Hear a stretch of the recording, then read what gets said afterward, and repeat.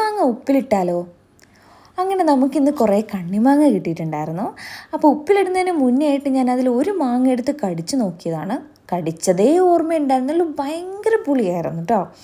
അങ്ങനെ ഉപ്പിലിടുന്നതിന് മുന്നേ നമ്മൾ ഓരോ കണ്ണിമാങ്ങയും നല്ല വൃത്തിയായിട്ട് തുടച്ച് അതിന് നെട്ടൊക്കെ പൊട്ടിച്ച് ചെനയൊക്കെ കളഞ്ഞ് നല്ല വൃത്തിക്ക് തുടച്ചെടുക്കണം.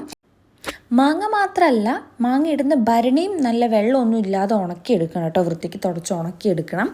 ഇന്ന് എന്നെ സഹായിക്കാൻ അനിയത്തി ഉണ്ടായിരുന്നു. നമ്മളുടെ വീട്ടിൽ എല്ലാ വർഷവും കണ്ണിമാങ്ങ ഇതുപോലെ ഉപ്പിലിട്ട് വെക്കും. കല്ലുപ്പാണ് കേട്ടോ മാങ്ങയിലിടേണ്ടത്. ഞങ്ങളുടെ കയ്യിൽ കല്ലുപ്പില്ലാത്തതുകൊണ്ട് നമ്മൾ പൊടിയുപ്പ് തന്നെയാണ് ഇട്ടത്. അപ്പോൾ ആദ്യം ഒരു ലെയർ മാങ്ങ വൃത്തിയായി തുടച്ച് അതിൽ ഭരണിയിലിട്ടതിന് ശേഷം നമ്മളതിൻ്റെ മേലെ ഒരു ലെയർ ഉപ്പിടും. വീണ്ടും അടുത്ത ലെയർ മാങ്ങ അതിൻ്റെ മുകളിൽ വെക്കും. പിന്നെയും വീണ്ടും ഒരു ലെയർ ഉപ്പിടും. ഇങ്ങനെയാണ് ഇത് ചെയ്യേണ്ടത്.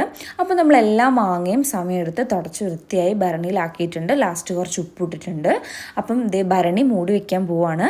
ഇനി ഇത് നമ്മൾ അടുത്ത വർഷം ഓപ്പൺ ചെയ്യുള്ളൂ. ഇനിയിപ്പോൾ ഇടയ്ക്ക് കൊതി തോന്നിയാൽ ചിലപ്പോൾ അതിൻ്റെ മുന്നേ ഓപ്പൺ ചെയ്തെന്ന് വരാം.